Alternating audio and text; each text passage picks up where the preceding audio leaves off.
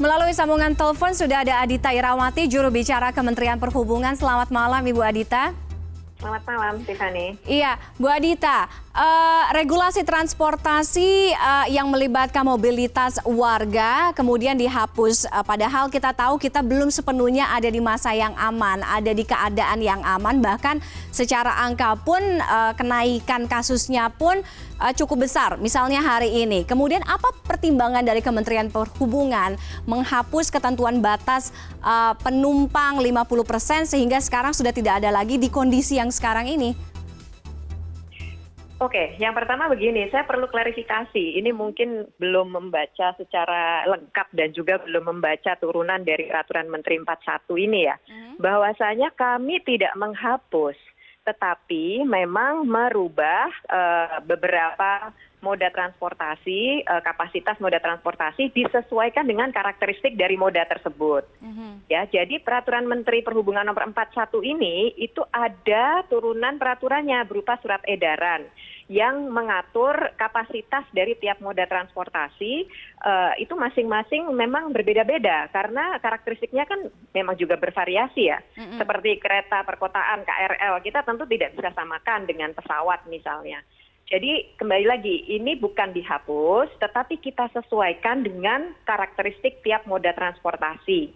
Ya, dan tentunya kita tidak mengabaikan kondisi saat ini, di mana memang yang namanya protokol kesehatan itu harus tetap nomor satu. Jaga jarak juga tetap menjadi prinsip utama.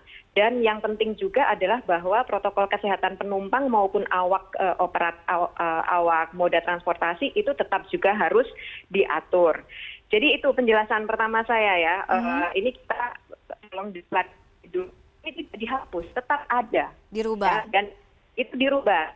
Saya contohkan KRL. Sebelumnya kapasitas maksimal 35%. Saat ini kita naikkan sedikit jadi 45%.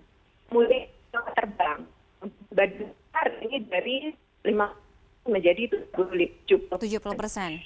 Ya, ini semuanya pertimbangan. Begini, ini tidak sudah kita memasuki tetap terhadap saat baru, ya, yang mungkin banyak bagi norma baru. Juga kita tetap harus produktif karena bagaimanapun sampai virus ini belum bisa ditemukan vaksinnya beraktivitas. Nah, siap kemudian kita untuk aktivitas kita ini kan menimbulkan konsekuensi transportasi oleh semuanya. Apapun ada yang dikasih oleh petugas S1. Tidak kan pihak mungkin dalam kuasa. Oke, Bu Adita, saya masih agak putus-putus sebenarnya mendengar penjelasan Anda, tapi saya tangkap artinya tidak dihapus tapi dirubah sesuai dengan masing-masing moda transportasi. Ada angkutan umum, kemudian pribadi, moda perkereta apian, begitu juga udara. Tapi artinya dengan perubahan ini sedikit banyak akan dipertanyakan juga bagaimana kemudian nanti adjustingnya, karena kan kita masih ada di ketentuan untuk melakukan physical distancing ya, dan sekarang kan semua aktivitas kegiatan perkantoran semuanya kita sudah kembali normal. Artinya bagaimana nanti implementasinya di lapangan, artinya aturan ini bisa berjalan, physical distancing pun juga tetap berjalan. Baik, tadi saya mungkin agak sedikit ulang dari apa yang sudah saya sampaikan. Betul, silakan. Ya, jadi sebenarnya kami juga pada prinsipnya kan menangkap apa yang sekarang menjadi perkembangan terbaru, bahwasanya aktivitas masyarakat sebagian sudah mulai kembali ke norm ya. Jadi seperti misalnya di DKI ini sudah aktivitas masyarakat perkantoran juga sudah mulai dibuka saat ini. Nah, kami sebagai penyedia transportasi kan juga harus menangkap hal ini gitu ya. Karena kami ini sebenarnya kan penyedia supply-nya. Supply terhadap demand pergerakan penumpang atau masyarakat yang harus beraktivitas. Nah, disitulah kemudian kami menyesuaikan bagaimana kemudian transportasi ini tetap dapat bisa mengakomodir kebutuhan masyarakat. Tentunya dengan tetap mengimplementasikan protokol kesehatan yang ketat. Dalam penentuan kapasitas penumpang itu pun sebenarnya kami juga sudah mengukur bagaimana social distancing itu tetap harus bisa diimplementasikan dan di saat yang sama kita menaikkan kapasitasnya. Gitu. Jadi ini satu hal yang memang sudah kami kaji dan kemudian juga kami lakukan evaluasi dan juga melakukan komunikasi dengan semua stakeholders yang ada di transportasi. Kami akhirnya come up dengan angka kapasitas yang kemudian kami naikkan sedikit, tetapi tetap dengan memperhatikan bahwa social distancing itu tetap harus bisa terjaga dan protokol kesehatan tetap bisa diimplementasikan, begitu. Oke, Bu Adita, seiring dengan larangan mudik yang juga berakhir, kemudian perubahan tadi kan ada di angkutan udara ya. Pesawat sekarang 70% kalau saya tidak salah, betul ya? Betul, tapi ini tidak hanya di pesawat udara ya. Iya. Di semua moda transportasi memang kita sesuaikan lagi kapasitas maksimalnya. Nah, oke, artinya dengan keluar masuk orang dari Jakarta gitu ya untuk nantinya pergi keluar kota, untuk bepergian termasuk ke luar negeri, nanti akan seperti apa? Apakah dengan perubahan ini juga ada adjustment persyaratan yang berubah? Baik, jadi sekali lagi untuk syarat penumpang yang boleh bepergian, kami masih tetap merujuk kepada apa yang ditetapkan oleh gugus tugas.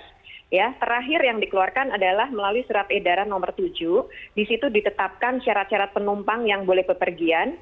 Yang utamanya adalah harus tetap mengikuti syarat kesehatan yang ketat. Ya, nah dari situlah kemudian kami merujuk dan menindaklanjutinya dengan menyediakan fasilitas transportasi yang tetap menerapkan juga protokol kesehatan. Nah nanti aturannya seperti apa? Ya tentunya kami akan merujuk kepada syarat penumpang tadi dan di lapangan kami juga ada tim gabungan yang akan memastikan bahwa semua syarat kesehatan tersebut memang terpenuhi. Ya, dan untuk beberapa moda transportasi kita ini kan juga akan bekerja sama dengan tentunya operator transportasi yang terkait. Misal kalau di udara ya tentu dengan airline dan dengan operator bandara. Kemudian kalau di darat ya tentunya kita dengan perusahaan bis dan juga dengan beberapa perusahaan-perusahaan angkutan darat yang lain. Begitu juga dengan kereta api dan juga tentunya dengan angkutan laut. Okay. Jadi prinsipnya ini memang kita lakukan secara bersama, diawasi bersama, dan diharapkan juga kerjasama tentunya dari seluruh calon penumpang untuk bisa mematuhi ketentuan-ketentuan tersebut. Oke, berarti untuk angkutan udara tetap harus mengantongi surat kesehatan, tes PCR, itu juga masih? Ya, sesuai dengan yang ada di surat edaran gugus tugas, ini memang kalau untuk penumpang tidak hanya udara ya, semua moda transportasi, untuk bepergian keluar kota dibutuhkan syarat kesehatan. Yang utama adalah dia bisa menunjukkan surat bebas COVID melalui hasil dari PCR yang berlaku selama 7 hari. Atau bisa juga dengan rapid test non-reaktif yang berlaku 3 hari. Atau juga bisa dengan surat keterangan sehat bebas gejala influenza apabila di daerahnya tidak terdapat fasilitas PCR atau rapid test tersebut. Oke. Begitu. Terakhir Bu Adita, masih ngomongin soal angkutan udara, tadi kan dijelaskan artinya ini butuh kerjasama antara operator, bandara, kemudian airlines, maskapai. Ketika ini dibuka, orang-orang juga sudah bisa menggunakan pesawat. Bagaimana pengaturan nanti di bandara untuk slot travel time? Artinya gini, setiap maskapai pasti kan punya destinasi, punya tujuan, kemudian waktu yang mungkin saja bersamaan dengan airlines lain. Kemudian ini bisa saja mengakibatkan penumpukan atau orang-orang yang bertemu kan nanti kan di bandara. Itu seperti apa nanti pengaturannya?